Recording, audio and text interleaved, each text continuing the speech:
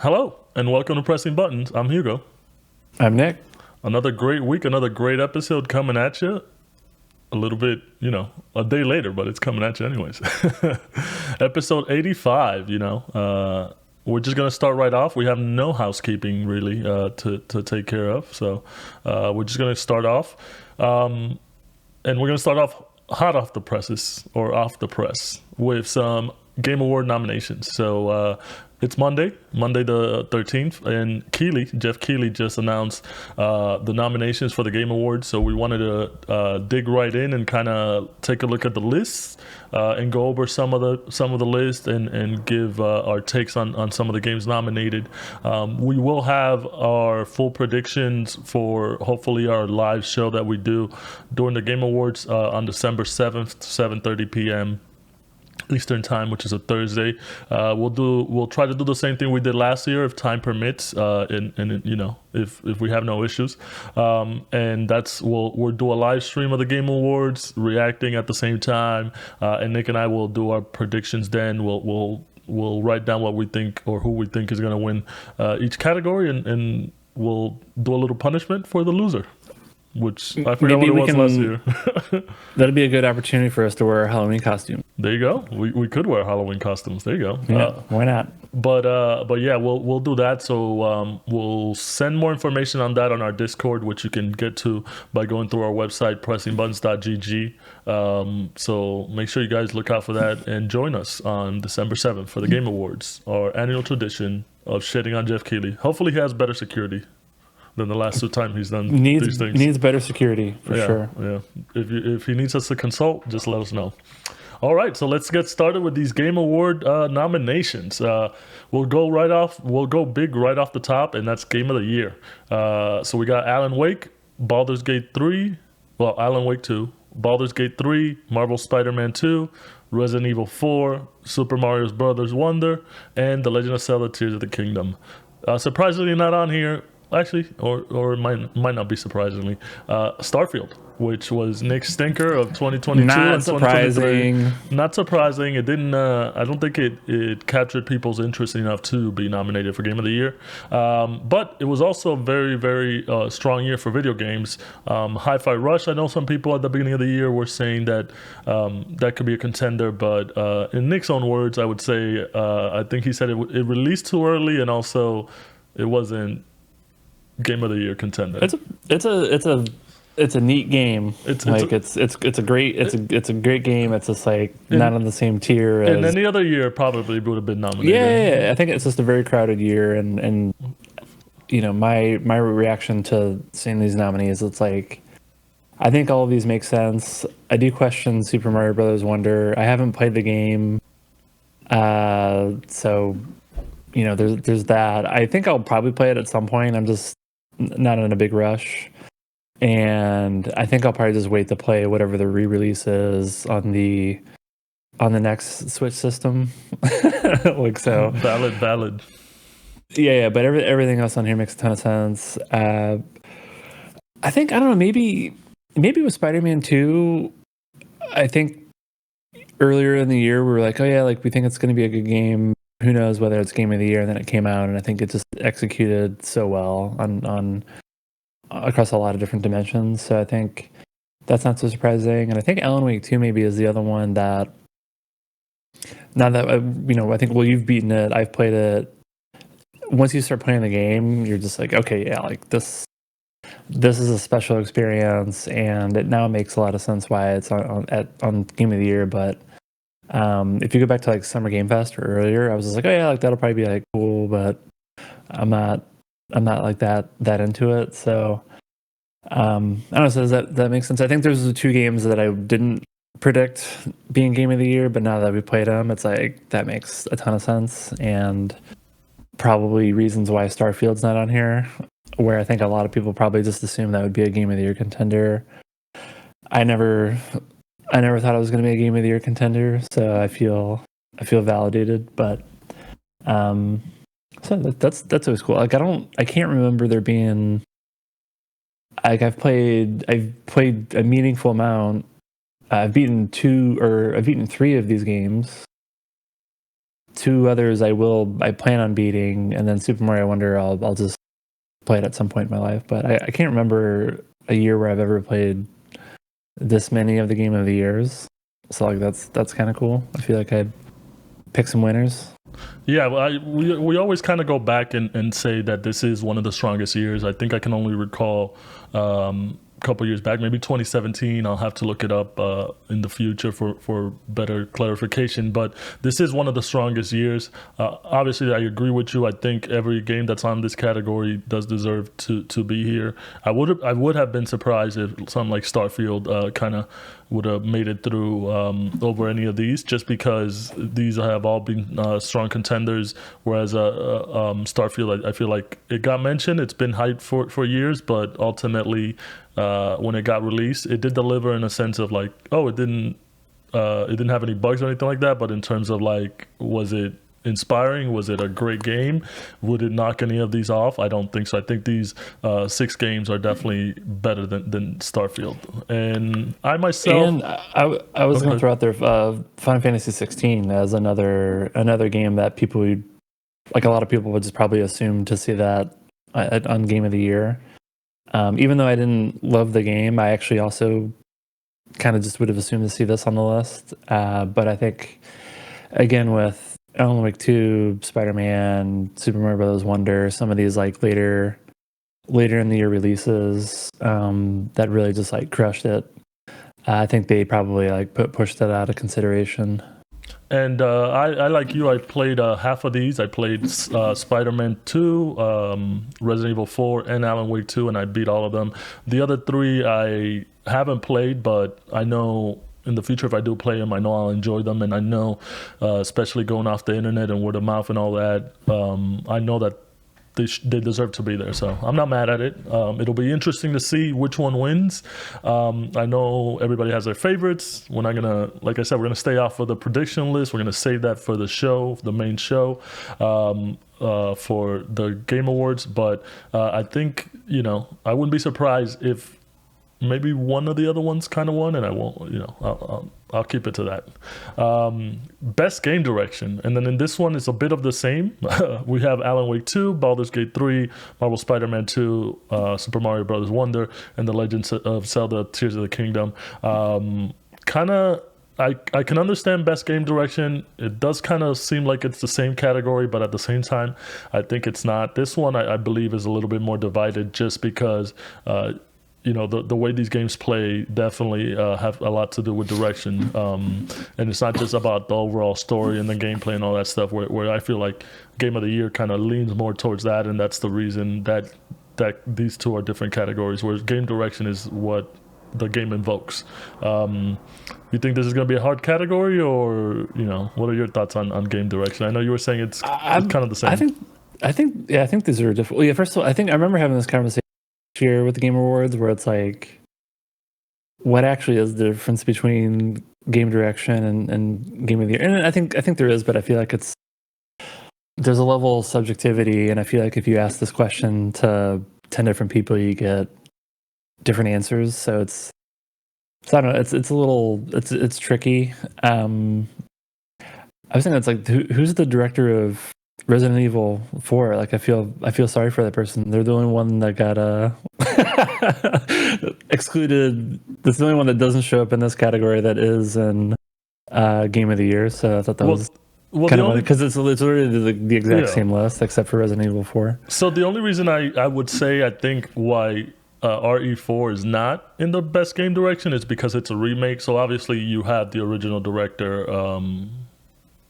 You're better at this than I am. Who was it? Mikami? Yeah, Mikami. You have him, and then the one that directed this one is somebody different. I don't know who it is, but I'm guessing even though they added more to the game, it's kind of tough to be like best game direction. Is it because it feels to you like a brand new game, or it's just expanding on what the original did, just with better graphics, some added sections, better gameplay, and stuff like that? So I think maybe that's the main reason why it's not in this category. Okay, but that makes sense. Yeah, I just feel like that's like it's a tricky one. Yeah, it sets a precedent of I don't know. That's interesting, but I feel like I feel like it's so tough.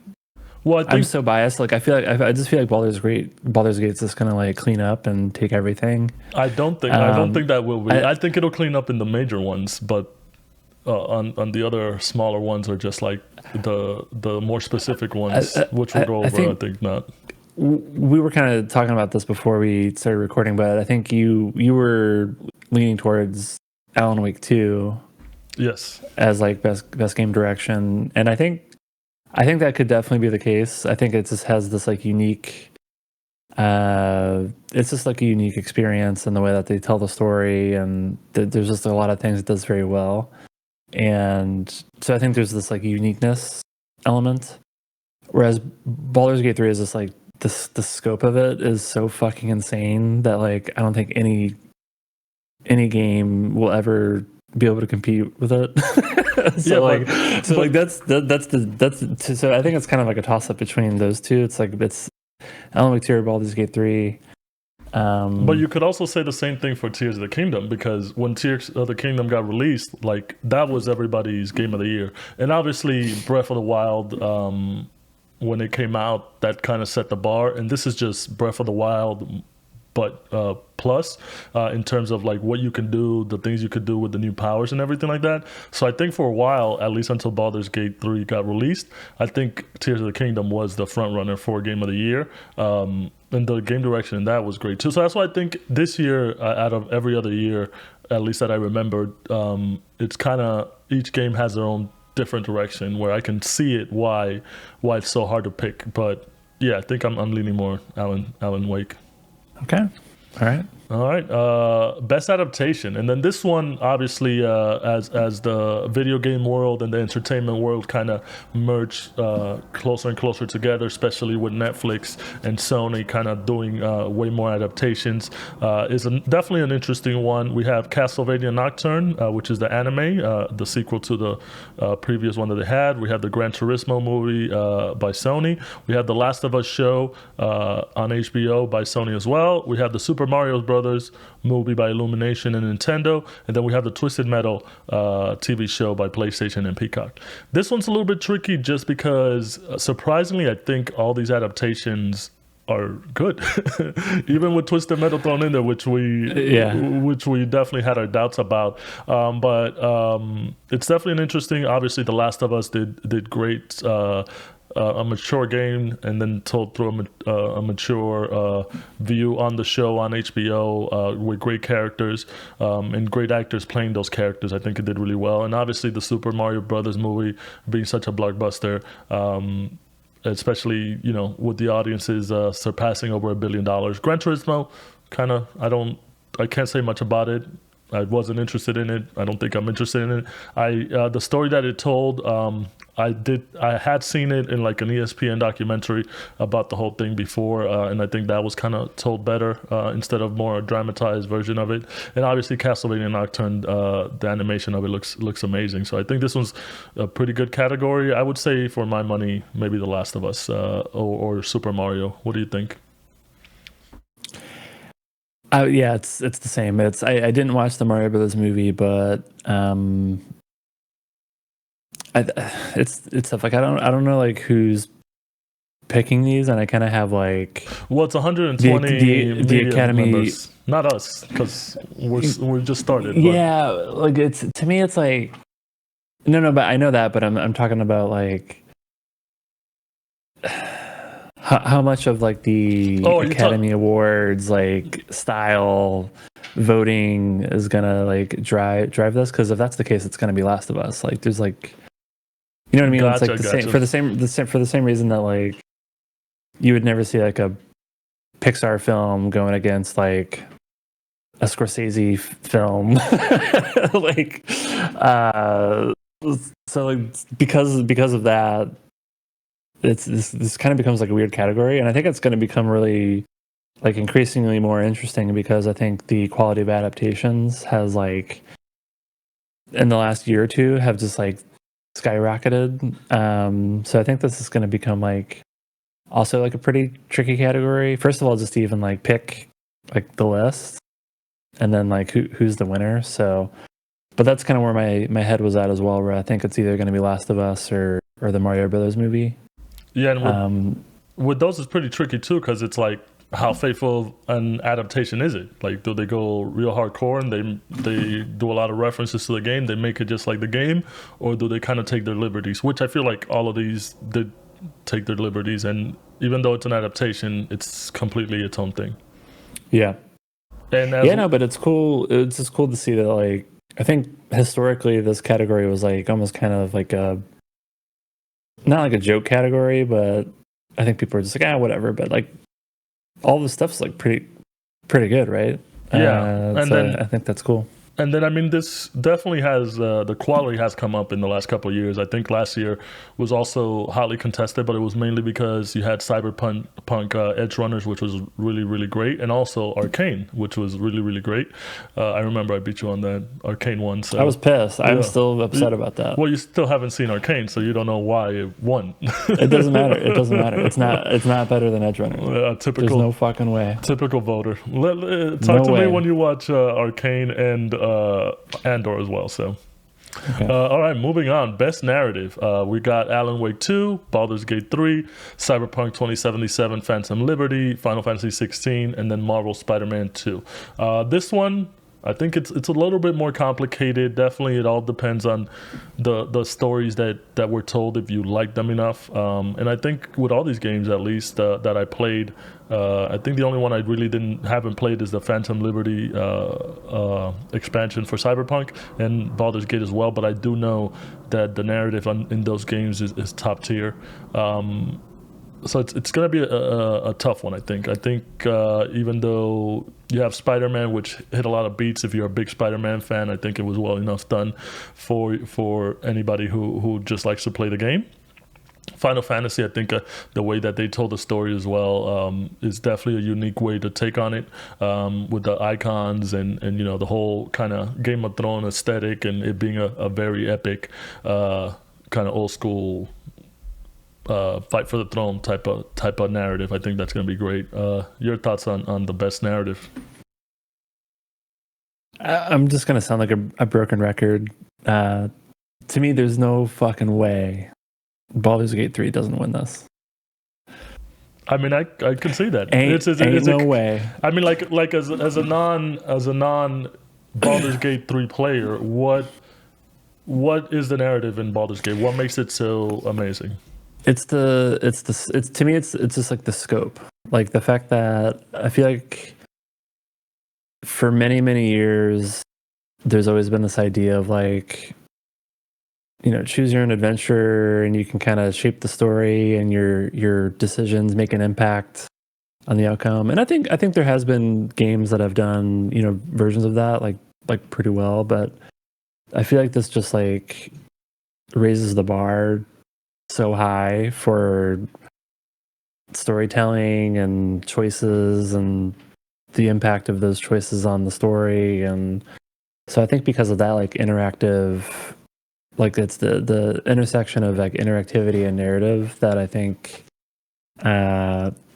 makes it most compelling, as opposed to like Alan Wake 2, which is really cool story, but for the most part it's fairly like linear, and you're just kind of like, you know, going through a detective story. I haven't played Phantom Liberty. I do want to get to that, and I have heard like really, really good things about this being a cool story, but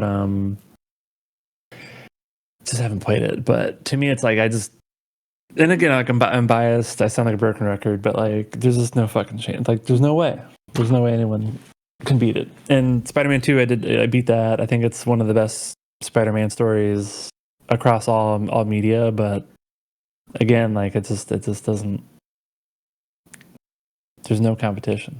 All right, so it seems like in this case, at least in your opinion, one stands above the rest just because of the options and the whole world encompassing. Yeah, I would say the other thing is like it's the quality of the writing and the amount of it in one game is also like insane. All right. All right. So, Well, we'll see. We'll see. But definitely, like I said, great nominations on here.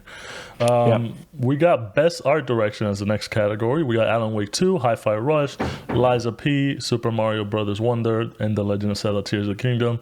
This one, obviously, it's artful. It's about the pop. It's about the way the visuals you're seeing kind of make you feel. And I think well deserved as well. Liza P.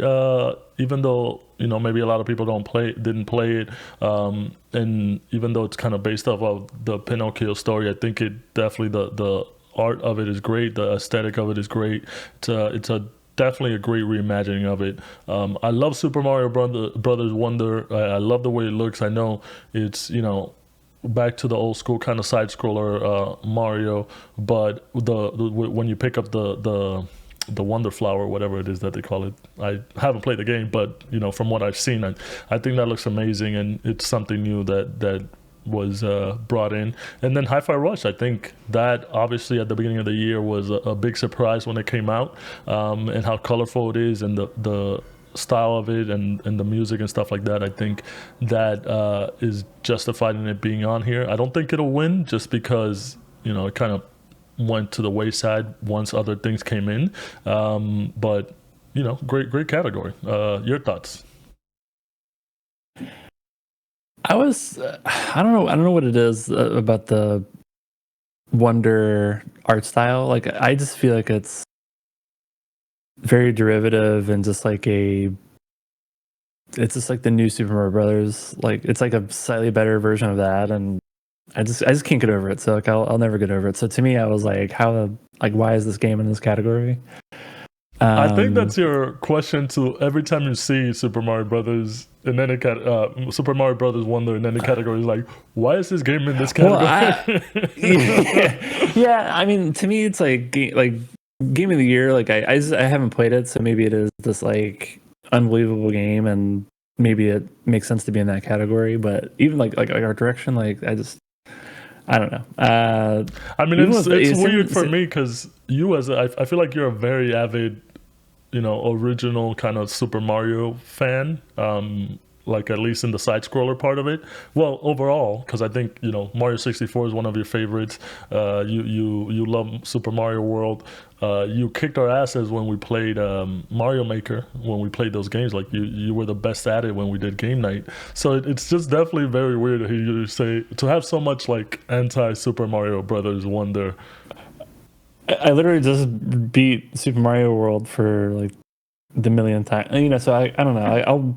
Maybe I'll get over it at some point, but you'll get over it when there's something about this style that I just, even when I saw the first trailer, I was just like, next, like not interested. Just bring on the next console iteration and the next Mario game. Yeah, I was surprised to see Hi-Fi Rush.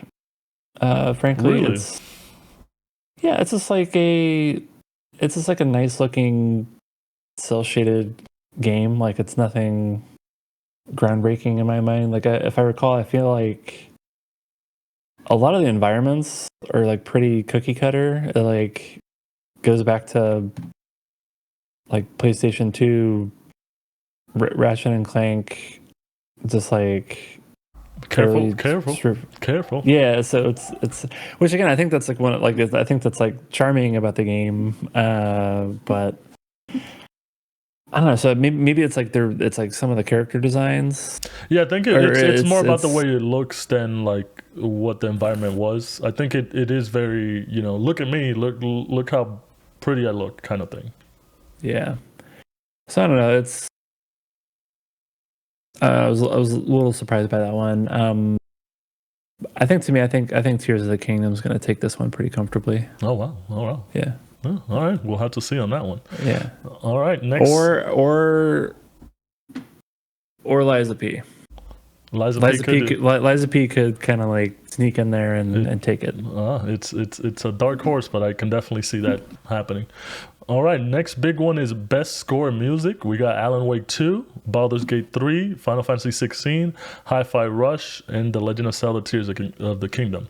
Obviously, Legend of Zelda always has great music. I know Hi-Fi Rush, it is music kind of, I wouldn't say themed, but music plays a big part of the game. So I think that was also one of the big things people liked about it and enjoyed it. Alan Wake, I would say at the end of each chapter, you do have, they play songs, I think, that are originally created for the game. The score for the game is great. I think it does really well. There is a special part of the game where there's a, I don't want to spoil it. I don't want to spoil it, but we'll talk about it maybe at the Game Awards. I've only made it to, I just completed Coffee World. Okay, which I don't think me saying Coffee World is a spoiler. So, no, yeah, but what I would say is a spoiler because it's a very nice surprise that kind of shocked me about the game. So I'm not going to spoil it. Hopefully, by the Game Awards, you'll have gotten to that part, and then we can talk about it during the nominations. Baldur's Gate 3, I'm pretty sure the music there is good, but I wouldn't say it's great. Final Fantasy 16, on the other hand, as always, I think they killed it. Like, every clash battle with the icons, the regular battles with regular monsters, just any time there was music, which was throughout the game, it's amazing. I felt like I wanted to get hype. I wanted to jump in and fight some shit. So I think Final Fantasy 16 will win on this one, but definitely strong contenders here. What do you think? I think my boy, even though I didn't love the game, I feel like my boy Soken is gonna take it. Yeah, Soken knocked it out of the park, man. They did a really good job. I think this one at all the other ones, especially with Final Fantasy Rebirth coming up. I think there's just something about anytime there's a Final Fantasy game coming out. I think the music always hits. Even if the game doesn't hit with everybody, I think the music hits for everybody. All right. Yeah. So and I know, just to try to balance things out, the music in Baldur's Gate 3 is great, but I don't know if it's I think that distinct. I don't think it's like, distinct enough or unique enough to have it win here. And there are a couple of music moments in the game that are like unbelievable, which I can't really talk about because I don't want to spoil or spend too much time on it. But yeah, I feel like I could see, like, I think it's going to lose this category. Well, there you go. So maybe not a sweep for Baldur's Gate. Yeah. Best audio design: Alan Wake 2, Dead Space, the remake, Hi-Fi Rush, Marvel Spider-Man 2, Resident Evil 4. This was tough, man, because I think audio design is such a tricky thing to get and to hit, especially in a game, because there's so many things. It's not like a movie or a TV show where you just have it for certain scenes and that's it. Through the game, you have to keep that audio design top notch, and it has to kind of hit every time. And I think I played all these games except for Hi-Fi Rush, so I don't know how it does, how it compares in that one, but I think every one of these games definitely hit the mark. Alan Wake 2, obviously, being a horror game, and Resident Evil 4 being a horror game. I think those two, and Dead Space, those three. So 3 horror games in this one. Obviously, horror is like one of the ones that have to be able to execute it the best, because you do want to feel that tension and that horror. I think one of those 3 will win it, just because it has to be done so well and it has to hit, and I think each one did. My money would be on Alan Wake 2 or Resident Evil, just because I feel like I felt the most tension in those. Dead Space 2 definitely had it. The Dead Space remake definitely had it when I was playing it, but I didn't feel it as much as I did in Alan Wake 2 and Resident Evil 4. What are your thoughts on audio design? This is a tough one, and I don't know. So I played Hi-Fi Rush. I didn't beat it, but I played enough of it, and the combat system's almost like a type of, it's like a rhythm game basically. So I feel like that might help it in this category, just because like it's like literally core to the game is the audio design. No, I get that. Yeah. So I think, after just shitting on this game for so many categories, I feel like I gotta like again balance it out, and so that's what I'm trying to do here. So like, maybe that helps it win this one. But I don't know. I'm surprised you kind of glossed over Spider-Man 2. Well, like the reason I glossed over it, even though I know the main theme is a banger. Obviously, they have the guy who did the movie themes do this one. I just felt like it was good, but just in terms of the other ones, I think the other ones were just better. Especially, like I said, with horror, I feel like you have to hit it so well for it to really qualify. And I think the 3 horror games outshine the other 2. So in my mind, it would be the 3 horror games, then Marvel Spider-Man, then Hi-Fi Rush. So I would put Hi-Fi Rush at the end just because I know what you said, that it does play more like a rhythm game. I don't know. I feel like it wasn't mentioned enough, at least for me. Yeah, this one's actually probably like one of the harder categories, I think, because well deserved. Anybody this I would say is like game of the year, where like, well, actually no, because game of the year, I feel like more people have their mindset on this one. This one, you'd be happy for whoever wins, because I think there's a lot of you could take like a very like technical approach to like, there's probably like a lot of stuff going on from like an audio design perspective that we like don't even know about that are like, people who are familiar with it are like, holy shit, like I could see Spider-Man 2 doing, again, kind of like under the hood, like lots of crazy stuff that some people attribute a lot of value to and would make that be the game that they vote for. I just don't know. Yeah, our audio isn't our strong suit, so like in terms of we always have shitty audio. Oh yeah, I have all the equipment. I just don't know how to use it. Exactly. We don't know. We're not getting 100% of what we should be getting. But it's good enough to do a podcast. I do love the irony of us struggling to talk about this category, given that we have very poor audio quality in our content. Yeah. Well, but anyone who wins it, well deserved. Next, we got Best Performance, which I will try to say who they play, because I think that's very important. We have Ben Starr, he plays Clive in Final Fantasy 16. We have Cameron Monaghan. I forget the guy's name. He plays the main lead in Star Wars Jedi Survivor, which is weird because I just beat that game like a month ago. Yeah. Idris Elba, he's in Cyberpunk 2077 Phantom Liberty. I don't know. I forgot his character's name because I haven't played it. Melanie Liburd, she's in Alan Wake 2. She plays Saga Anderson. I'm surprised they didn't put the guy who plays the Alan Wake. He's like not a good actor. Whoa, this actually made a ton of sense to me. All right, shots fired. But he's not a good actor. Neil Newbon, Baldur's Gate 3. I don't know who he plays, but probably somebody good. Astarion. Okay, that doesn't mean anything to me. Astarion. Oh yeah, this made a ton of sense to me. It doesn't mean anything to me, but it means something to somebody. And then Yuri Lowenthal obviously plays Peter Parker Spider-Man in Marvel Spider-Man 2. My money on this one is Ben Starr, even though I think Yuri did a great job as well as Peter Parker, but I think there was in the game itself better, stronger performances from Miles Morales, Spider-Man, and I think just the whole surrounding cast, I think, was strong. I don't think there was one strong character. And then obviously Tony Todd being Venom, I think I liked his part. I mean, it's weird because he was only there for such a short time. I think I like his part. I would have loved to see him, but it's like that with who's the guy that did Hannibal Lecter?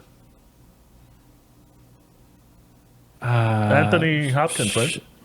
Oh yeah. Hopkins. So like, not the Mads Nicholson. Yeah, not the Mads. So the reason I was saying that was because in Hannibal, in Silence of the Lambs, he was only there for like 10 minutes or something like that, some very short time of screen time, and he won an Academy Award. That's how impactful his role was. So I think it was the same thing for Venom. And then Melanie Liburd in Alan Wake 2, definitely great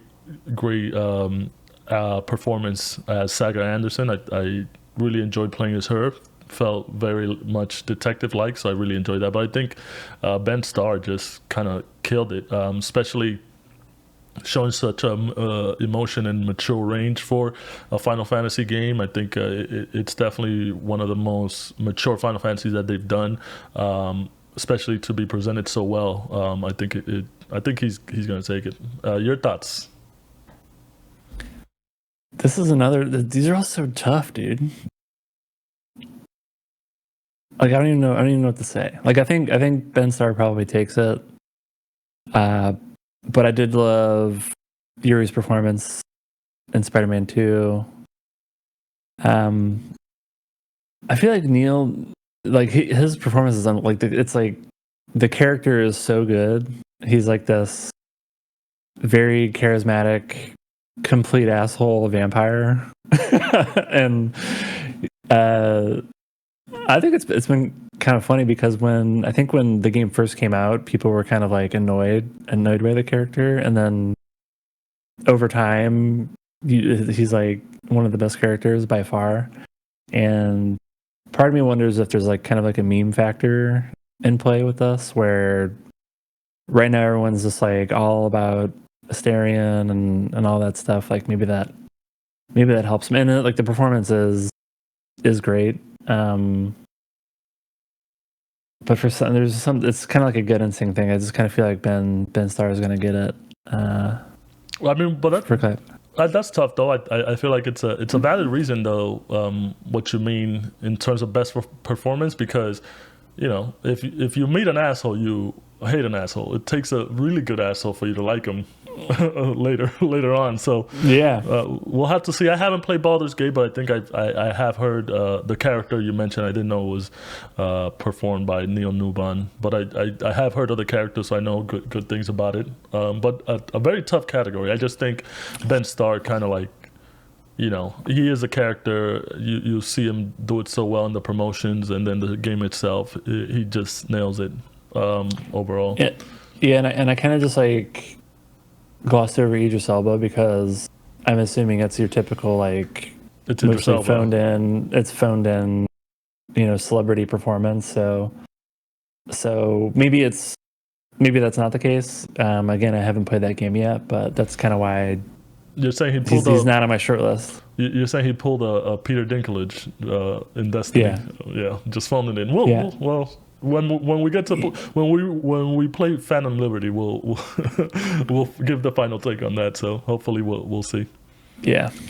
I'm surprised they didn't do a supporting performance, which I think would have been done really well. Yeah, I mean, maybe I think. At least for the Game Awards, it doesn't do it. But I know like the Golden Joysticks, they do it. Yeah, maybe that'll become just like there's so many incredible performances in games now. Like you kind of almost need to have that extra category to cover it.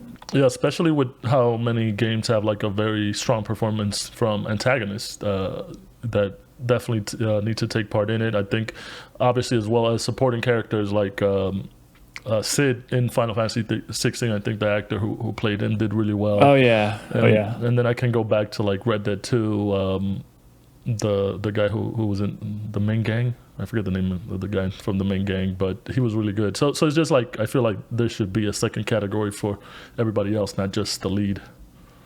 All right.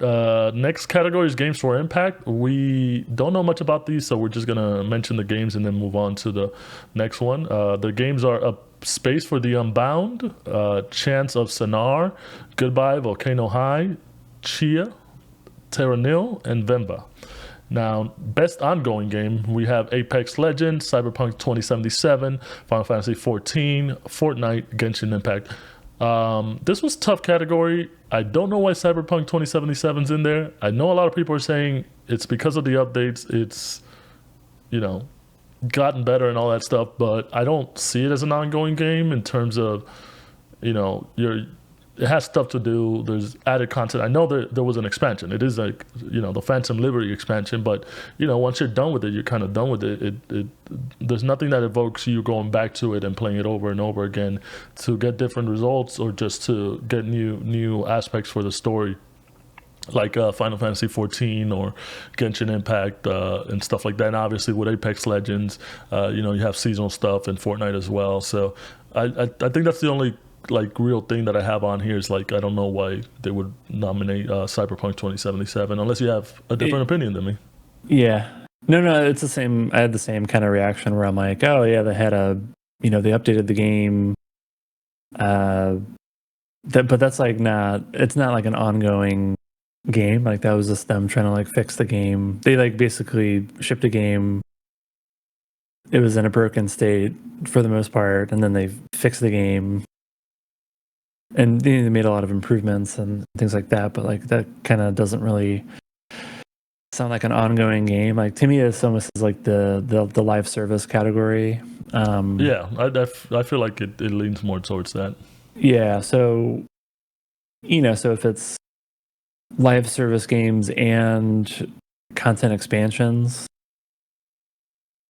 then maybe. But I just feel like maybe the word is just like a little bit misleading of like ongoing. So I don't know if that's helpful, but yeah, I kind of had the same like, oh yeah, this kind of seems like out of place, but whatever. But yeah, I don't know. Like, I kind of feel like Genshin Impact's either Genshin Impact or Fortnite. Like I feel like those are always going to be. What I feel like Final Fantasy 14, but they might not just because they haven't really released anything, and I know that. Yeah, it's. I think it's just kind of like wasn't a strong year content wise, so that's why. Well, I'm surprised you would say that because you don't actually play the game. but I love the game. yeah. But so I guess someone who played a lot of it, like I think that's that. Whereas I feel like these other games have done a better job of, like I think they more frequently release bigger updates. Whereas I think Final Fantasy 14 is kind of more on like your traditional MMO. Every couple of years, there's like a big bang, and they're doing some updates and patches and things like that. So they're updating the game, but there just wasn't anything, in my opinion, like that meaningful this year. Next year, however, I feel like it's going to be like they're probably going to blow everyone out of the water. Yeah. No, I think you're right. I think because it's been a dry year in terms of content for Final Fantasy 14, I think this year, unfortunately, they probably won't take it. And Genshin Impact definitely has had a lot of more expansions and stuff like that. Fortnite, I don't think anything big enough or relevant enough has been released this year to say that it is the best ongoing game. And Apex Legends, I feel like they also haven't really been out there too much in terms of new content. It's more about the seasonal stuff. So, all right. Next category is best community support. This one's a weird one, and I'll tell you why. I audibly laughed when I saw this. You have Baldur's Gate 3, Cyberpunk 2077, Destiny 2, Final Fantasy 14, and No Man's Sky. This one, obviously, the reason to me it's weird and to you and to everybody on the internet is Destiny 2. They just laid off a bunch of people. Excuse me. And most of them were from the community team. So it's insane. It's insane that all those people got laid off. And now you have this. Yeah. Imagine if they win it, which they probably could. They have a high chance of winning it. Like, what do you go up there and say? Like, oh, thanks for giving us this award, and then unfortunately all the people that work for us in the community are mostly gone, so this sucks. It just goes to show you that maybe it was a bad move if you lay off most of your community team and then they go in and win an award. I know it's not a big thing, but in the day and age that we live in now, where it's so easy to be in touch with the community, and that you need to keep that constant communication, especially for these live service games. It's definitely important to keep a very strong community team. To me, it's between them and I would say No Man's Sky, just because I feel like the No Man's Sky, since the release and how bad it performed and how it wasn't up to everybody's expectation, I feel like It's always had a strong But community the, support, and it's still kind of going on. yeah, that was like so long. Like I feel like what's happened this year specifically for them to be Well, for no, just kind of just nothing. That it's still running. It's good. yeah, I don't know. To me, yeah, I Which don't one know. would you pick? Uh, I mean, I think it's a toss up between Larian and Square Enix. Yeah, but why would it? What has Larian done community wise? Like, how have they supported you, a Baldur's Gate person? Well, they actually had a pretty major fuck up with one of their patches that I thought they managed that situation pretty well. And I think I've been following their social posts. I think they have like a unique way of engaging with their fans. I think people look forward to their patch updates, and like patch notes are like actually pretty entertaining. So I don't know. I think they've done a pretty good job. I feel like just from a fan perspective. I don't. Do you remember me complaining about this? Like No, I don't. they updated the game, and then they realized that it was like they shouldn't have pushed that update live, so they actually rolled the version. And if you happen to be playing a game, if you like started a game with that new patch that they then rolled back, you like couldn't access those saves anymore. And for someone, I was like playing the shit out of this game, so like I played for like 3 or 4 hours or something like that, until I realized like what happened. So they more or less like locked people out of using their certain saves, and so people had to make a choice of like just redoing it or just waiting, which isn't ideal for a game that like just got launched and all this stuff. So, but given the situation, I think they handled it pretty well. So I think there's definitely in a perfect world you'd never have those issues, but I feel like companies that can navigate those situations well, I think that's good for this category. I think that's kind of like what it's all about, or not what it's all about, but I think it definitely impacts the decision making in this category. Okay. And I think Bungie, they're transparent. I think to a degree. I think sometimes too transparent about things that don't matter. So arguably, that works. I think that might work against them in this category, but. So I think it's more of like what our experiences are. So apparently you had a good experience with the community people over at Baldur's Gate 3, and I also had good experiences with the community people with Bungie. I know I don't know if you remember, but there was that big glitch where you could craft a weapon to do like crazy damage, and that was fun for a bit. It kind of broke the game because everybody was overpowered and doing all these like high level content that took some time. They were doing it pretty quick, but they were pretty good about it. It wasn't, nobody got punished for it really, and it was a good two weeks I want to say of Destiny. But I guess it's more about like I guess your direct it was a experience. good 2 weeks when the game was completely broken. Yeah, well, they got a break every now and then to make it fun. But I guess it's more about our own experiences of how we dealt with the game and what their people did. So we'll see. I mean, it's a tough one. But Cyberpunk, I don't know. I think maybe last year when they kind of fixed the game for the first time completely, I think they could have won. Obviously, Final Fantasy 14, I think, won last year. Strong community, like I said, because of the expansion.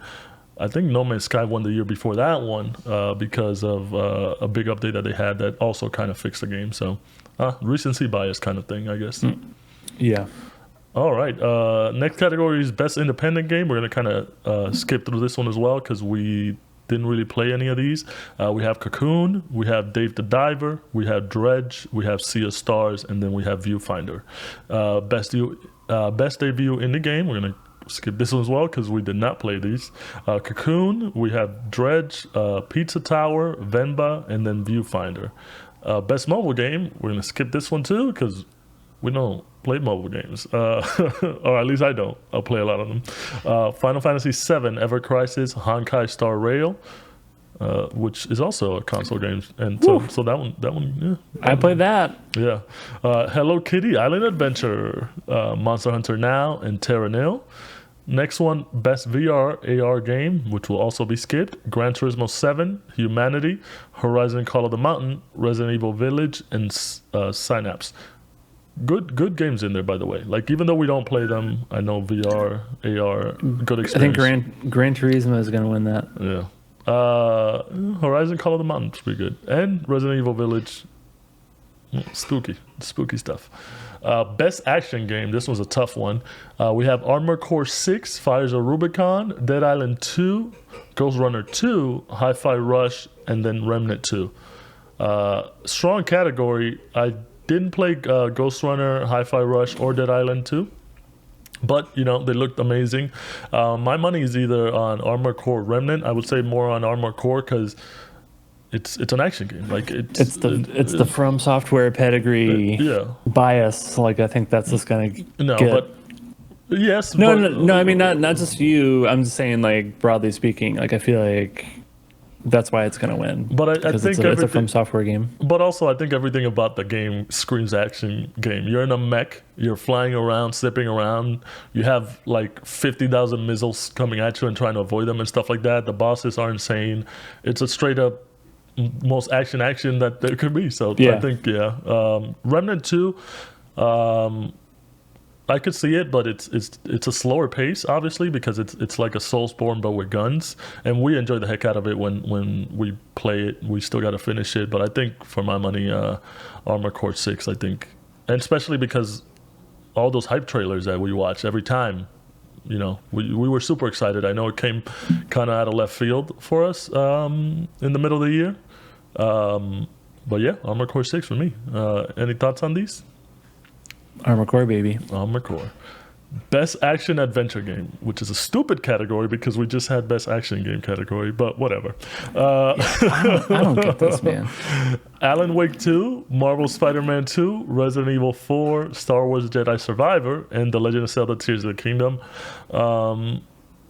It's a weird category. Best action adventure, I think. It's hard to put into action. I don't see Alan Wake 2 as an action adventure game. I would say this one. I would say Final Fantasy 16 should be in there more than Alan Wake. Yes, definitely. Definitely agree with that. I'm gonna say Legend of Zelda: Tears of the Kingdom or Resident Evil 4 on these two, because it does feel more action in there. Obviously, with the Legend of Zelda, you're doing this epic adventure in this epic world, with epic characters. I think that's why I think Legend of Zelda or Resident Evil will get it. Your thoughts on which one?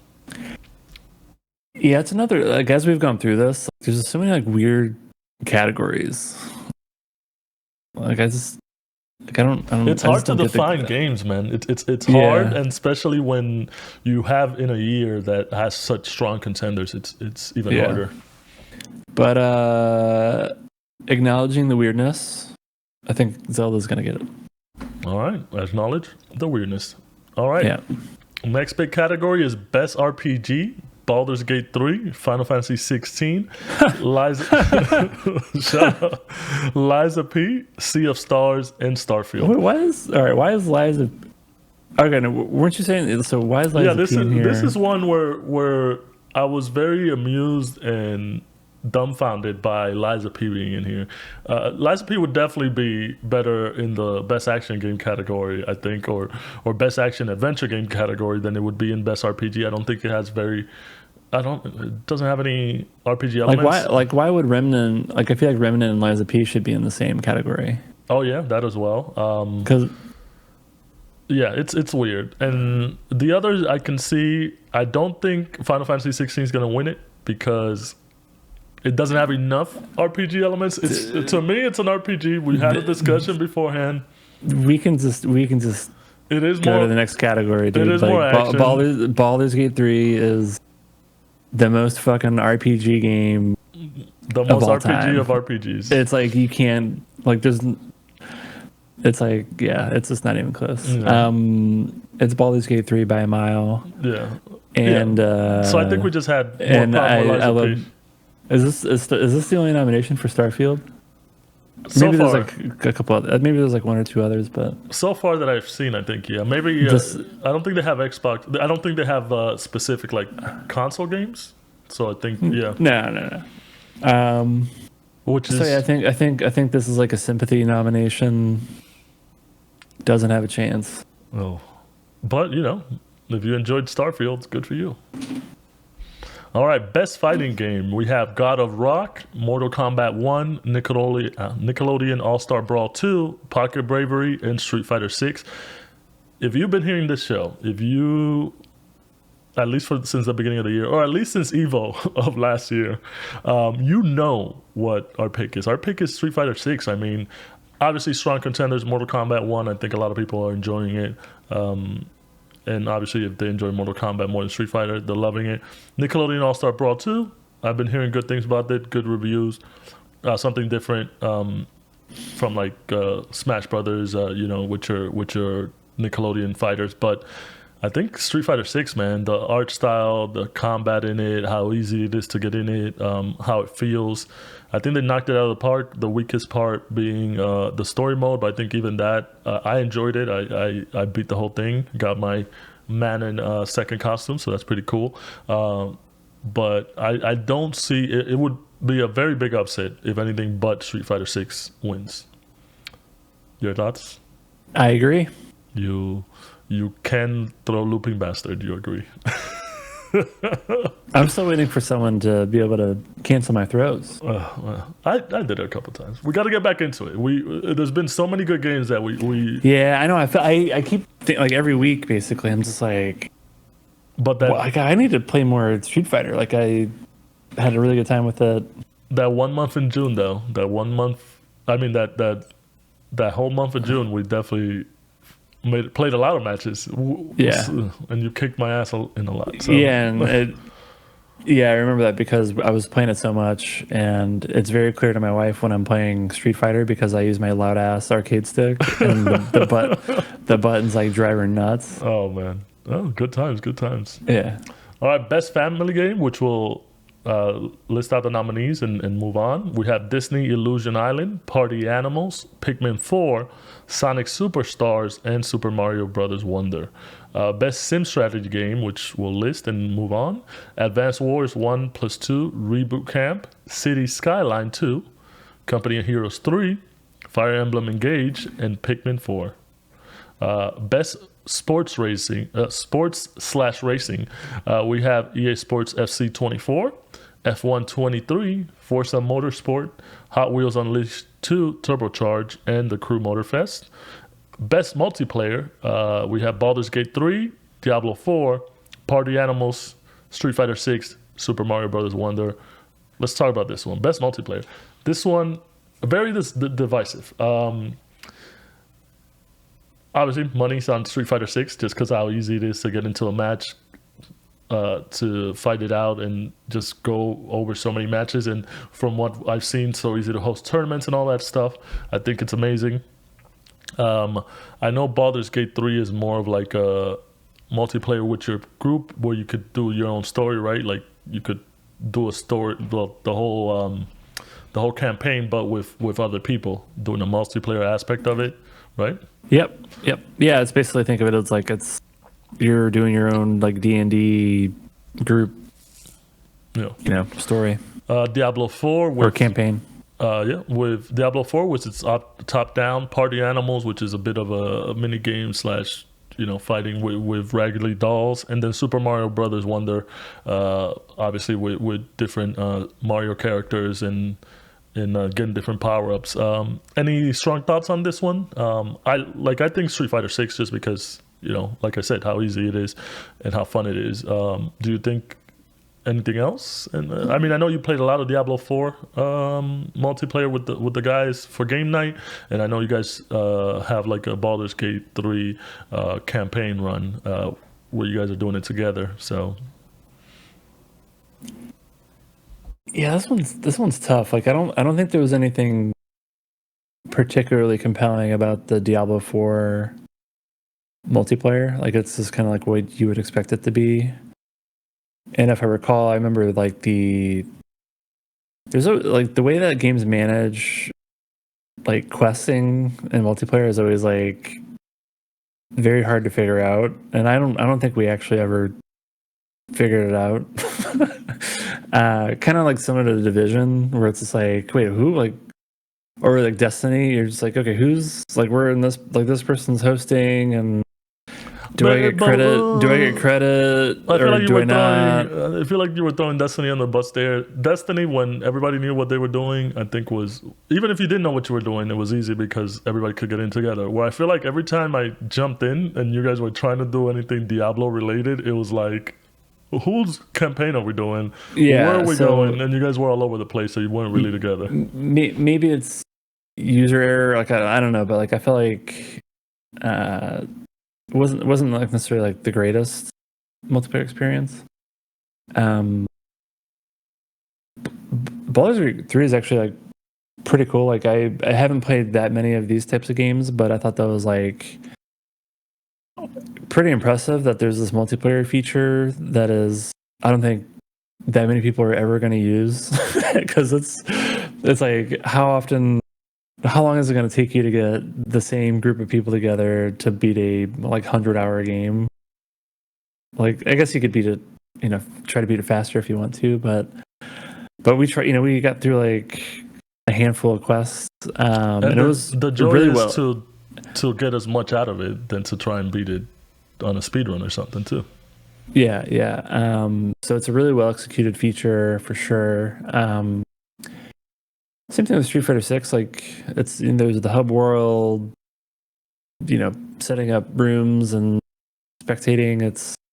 That's all pretty good. At the same time, like, I feel like that, I think it's good that it exists, but it's also like that should have been there for like a very long time. Yeah, it's like pretty obvious to me. It's like table stakes, but I'm glad it's finally there. I think it's just the fact that it works so well. Yeah. So I don't know. Like this is another like kind of weird category where it's like a lot of very, very different games with very different executions of multiplayer experiences. I'm guessing. I guess Party Animals is largely local. I guess you probably can't play it online, but maybe like playing it locally is fun. And I'm guessing with Mario Brothers Wonder, that's definitely a local.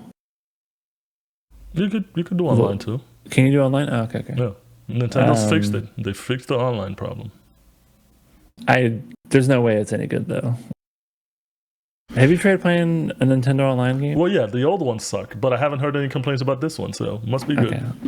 Okay. So this one's like all like this. It's a total crapshoot. Like, who knows? Like, the games are just so different, and nothing's like so earth-shattering, groundbreaking that one game definitely deserves it over the other, in my opinion. This one's a toss-up, but like I said, I think Street Fighter 6 will be on this one. Most anticipated game, we have Final Fantasy VII Rebirth, Hades 2, Like a Dragon Infinite Wealth, Star Wars Outlaws, and Tekken 8. Pretty good category. I mean, obviously, video games are the only ones that can do this because you're promoting a product that could take 3 to whatever amount of years to release or whatever, but definitely good category. I think I'm anticipating all of these except Tekken 8, just because I've never been like a big Tekken person. I love playing, watching people play Tekken, but in terms of getting it, I don't think I'm anticipating it that much. But all the other ones definitely up there. I think I'm anticipating Star Wars Outlaws more than all the other ones, just because I know what I'm going to be getting out of Rebirth and Hades and Like a Dragon Infinite Wealth. And since Star Wars Outlaws is more of the one that's a new IP, I think that's why I'm anticipating it the most. What do you think the odds are of Outlaws becoming the new Starfield? Where it's, because how many times did Starfield win like most anticipated game? I don't think it won, and because Final Fantasy beat it every time or something like that. You think Outlaws is actually going to come out soon? Yeah. Next year, it's being made. I mean, there hasn't been any news that there's something wrong in the studio or they're going through delays or anything like that. And the product that they did show off during the Summer's Game Fest, I think, was pretty far along. They just got to kind of stamp out the whole thing, but I think it's looking good. It doesn't look like it's going to have any issues. Yeah, I think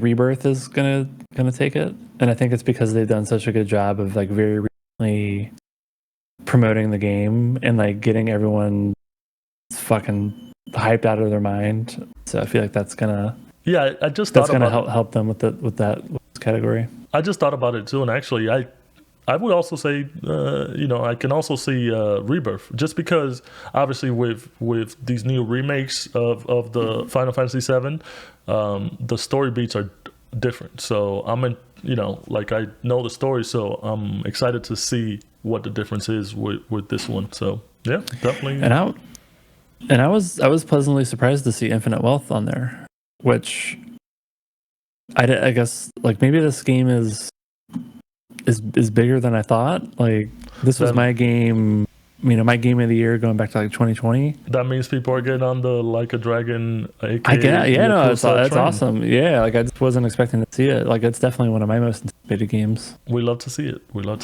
All right, next one is Content Creator of the Year. We know none of these people. No, skip these. I'll say the names because last year we picked by whoever we thought had the coolest name. So this year we'll do the same thing at the awards. Iron Mouse, People Make Games, Quackity, Spreen, and Cypher PK.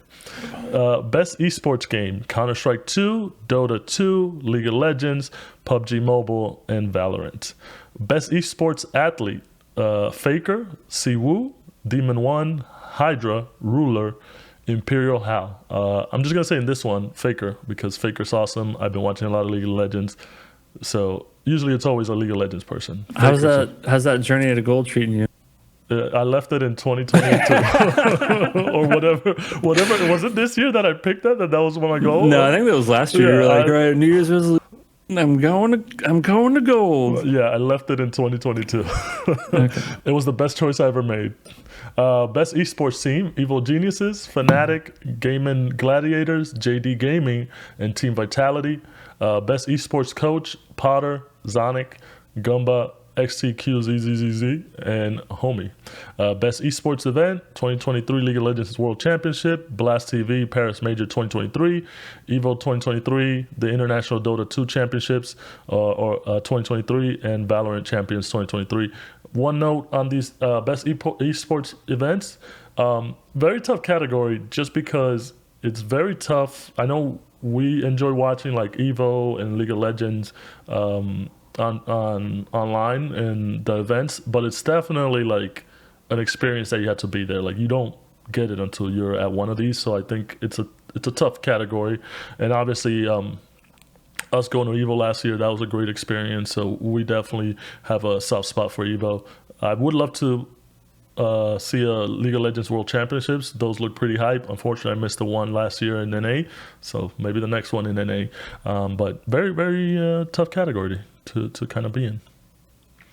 All right, but that does it for the 2023 Video Game Awards preview, and that we wanted to give you guys. Very tough decisions for a lot of people to make. If only we were part of it, because we make it so much easier. I would say, broadly speaking, at least for like the major categories, like I think everything mostly makes sense. And Baldur's Gate's gonna get a lot of things. Baldur's Gate's gonna win a lot. That's pretty much it. So, but like, I mean, God, when you actually like, get into the category, like some of these are just so tough. So I think it's actually going to be a hopefully like a pretty fun show to watch with some good reactions and learn about some. I think there's going to be like new game announcements and things like that. So those world premieres. I mean, obviously when you have so many strong games during a year, you love to see it when these categories are tough, because that means a lot of good games were released during the year. So hype, we're going to be super hype to do this. Don't forget, December 7th, 7:30 p.m. Eastern Time, we will be doing a live show. Jeff Keighley, invited us last year. We had a great time. He'll probably invite us against this year. So he loves our critique. So make sure you guys stay up to date. Go to our website, pressingbuns.gg, where you can get access to our website and our Discord, where you can get all the info for when we'll be doing this. And that's it. We're going to move on to some closing thoughts after this beefy episode. We don't want to keep you guys on too long. As far as video games, for me, I just beat Dead Space Remake, which I really enjoyed. I had been putting it off for a while. I know it came out in February as well, but I loved it, man. I can't wait till they make either a fourth one from the original, or if they reboot it. I don't know what they're going to do, new protagonists, but definitely enjoyed the remake part of it. They added some extra side missions and stuff to get more of the story. This time the main character, Isaac Clarke, speaks. In the original one, he didn't say anything. He was a silent protagonist, so that's pretty good. And it just looks great, and definitely has that tension in there. And then like Nick was saying, I did just finish beating Alan Wake 2. Definitely a masterful experience. It was out of my radar in terms of games that I wanted to play this year. And then after playing the first one, didn't really think that the second one was going to be such a step up in terms of quality and how great it was going to be. So super excited for us. When Nick is done, we'll be able to do the pressing buttons review. So say that 10 times fast. My head almost exploded. Yeah, so looking forward to that. In terms of TV, I have just been watching some League of Legends. It's the Worlds right now. The semifinals just happened. It's looking amazing. T1, my favorite team, Faker, awesome mid laner. He might win his 4th championship next weekend. So I'm super excited for that. Last year, he made it to the finals. The team lost, but I feel like this year his team is stronger. So looking forward to that. And then in terms of TV, I just watched. I've been watching Orphan Black, which is pretty good. It's about clones. Pretty good. Tatiana Maslany, who played She-Hulk in the Marvel show, is the main character there. She does a great role. She plays like all the clones, does them really well, so pretty good. And then Twin Peaks, which is, really weird shit, weird out. And Gargoyles. How far are you in Twin Peaks? I'm in the middle of season 2. Okay. So it's like it's getting... It's starting to get weird. Out there. Yeah, It's starting to get out there. It gets weirder and weirder and weirder. Yeah, so super excited to finish that up. And Gargoyles. Oh my God, I forgot. First of all, I didn't realize how many episodes of Gargoyles there was. Season 1 only had like 6 episodes, but season 2 is like 70 episodes.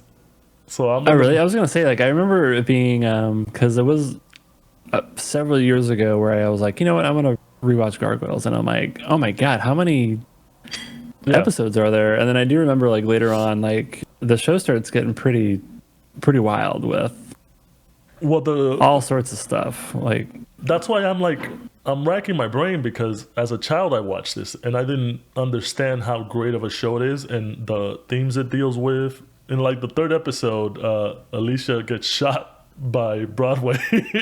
So they have like an anti-gun episode like 3 episodes in, which is hilarious. But just the themes are very mature for its age, and like the connectivity of the stories are really good. A lot of callbacks, a lot of time travel stuff. Like, they did it really well.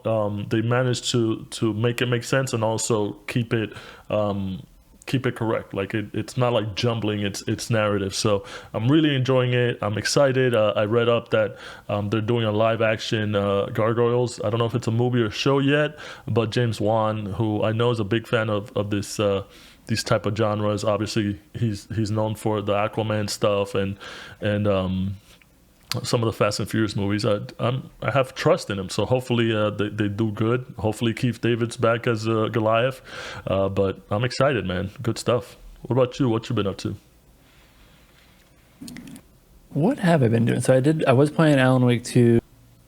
As I mentioned, I just completed like the Coffee World amusement park, which was pretty cool. So what is it that I'm like don't know, like 50, like I'm like 12 hours in maybe. Yeah, Or, I underestimated how long the game was. I thought the game was only like 15 hours. I think it's more like 22 to 25 hours. So I would say you're like 40%. okay, so I'm like almost halfway. Okay, that feels right. My other thing is it's like my whole like I often look at like how much time or how many hours I have in a game, but that metric is almost completely useless to me now because I'm like constantly interrupted with baby duty. So it's like Baby so I don't even know duty. how many actual hours I have in Is Alan it Wake 2, baby but duty yeah, literal baby literally, duty? yeah, it's there's duty Duty all day. DUTY and uh, DUDDI. DODY. I spell it DODY. I messed up my spellings. I lost my spellings. Yeah, that's right. So I was playing that, having a really good time. Then I don't know what. I mean, the game came out, but it's Like a Dragon Gaiden, The Man Who Erased His Name, which is a very very long title. But that came out. It came out on Game Pass, but you'll be surprised to know that I actually bought it anyway on Steam because I think You gotta get that infinite wealth. yeah, I'll figure it out. But I think that would have come on the Game Pass version. Maybe not. Oh, really? No. Yeah, I'm I not don't sure. think I so. actually don't. Yeah. You don't think so? Okay. Maybe it's not on. Maybe the demo for Infinite Wealth doesn't come with the Game Pass version. I'm not sure. But either way, I thought there would be like some save. Like I'm guessing some save data will transfer to Infinite Wealth when it comes out. So I didn't want to risk that not being able to transfer because it's like locked into Xbox.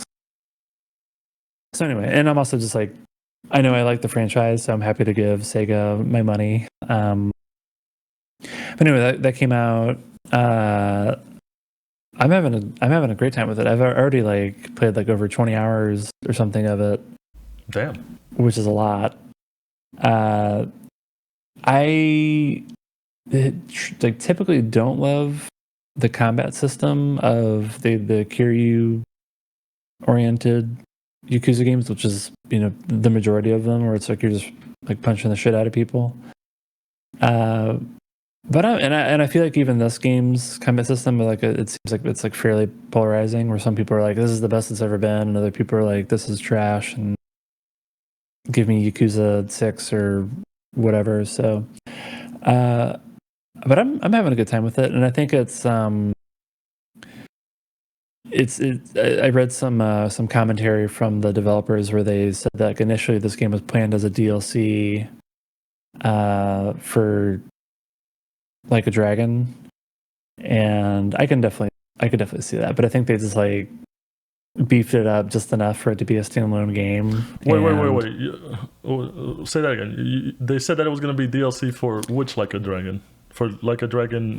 Sorry. Like no, the first Like a Dragon in the US. Okay. The Ichiban, yeah. Because it takes place basically in the same. It's like basically exactly the same level. So it's Osaka. But then there's like a new area. I think it's at least new to me, but it's called the Castle, and it's basically like it's a ship. And it's think of it as like it's like the gold saucer. So it's probably like one of the reasons why I like this game so much is because it's basically like it's another like gold saucer thing where you're just like gambling, playing mini games. There's this like Coliseum area where you're just like fight people, and so it's that. So I've been having a good time with it. I think I'm like maybe like halfway through it, something like that. So you have to beat the game, and then you get access to the Infinite Wealth demo, which is mainly why I bought it. But I'm having a really good time with it. So nice. Well, that's pretty much it. Kiryu was my favorite, so I'll probably get it. He's great. Yeah, he's an awesome. Like I've always liked him as a character, but like I just generally what would happen is with like other Yakuza games that I've played, like I would I'd buy it, I'd play it for a few hours, and then just get like kind of bored / frustrated by the monotony of the combat system, and then I would like tune out of it. But that hasn't happened with this game. Yeah, that's good. Spider-Man 2 and Like a Dragon Gaiden has definitely turned you around on these beat 'em up combat types, because I know I know you didn't really enjoy the first Spider-Man combat and also the other Like a Dragon Yakuza ones. There you go. Yeah, so we'll see. Yeah, so that's pretty much it on the gaming side. And then I did watch the Beckham docuseries. Oh, how was that? I know you're a big football fan. Yeah. We really enjoyed it. I watched it with my wife, who is not nearly as much of a fan of soccer as I am. So for her, it was a lot of like new information around like who David Beckham is. And all his wife. Not that I lived through it, but I remember the whole like Beckham phenomenon and all like the haircuts and changing teams and the World Cup. It's just like I like experienced all that stuff, but really fascinating just to kind of hear just like how that all affected him and hear him talk about those experiences. So yeah, and it's quick. It's like I think it's like 4 40-ish minute episodes. Very entertaining. So even if you're not like a big Beckham fan, I think it was definitely just like such like a big thing in like pop culture. So I think it's interesting even if you're not like a big soccer person. Yeah, I'm a big fan of sports documentaries. I think those are really, really good, especially on the subjects. If they do a really good subject, I think it's really good. I haven't seen it, but I have seen the clip where Victoria Beckham is talking about like her dad or whatever. How she came from humble beginnings, and then he's on the other room like, no, tell him what your dad drove, and then after some egging, she's like, he drove a Bentley or something. So that's pretty funny. Rolls Royce. So that's pretty funny. He's like, okay, thank you, and then shuts the door. She must have been super mad. He's an interesting guy. He definitely comes across, and then who knows, because it's a documentary about him, and I think he was likely very influential in terms of how everything gets presented. But he comes across as like a pretty like level-headed, like shy guy. Yeah, I feel like, which is kind of amazing given like all the situations. I mean, of course, he was also like insanely competitive and all that, but like I think he has like a fairly distinct personality for someone who was like so big and the biggest sport in the world. Well, I feel like his image, especially in the late 90s or whatever, that 90s period where he was kind of everybody's number one footballer, just as known, and then in the early 2000s was more like a douche. But I feel like over the years now it's gotten better. Like you said, he's let more people in, and he's not playing anymore, so it's easier that you don't have to have that competitiveness as much anymore.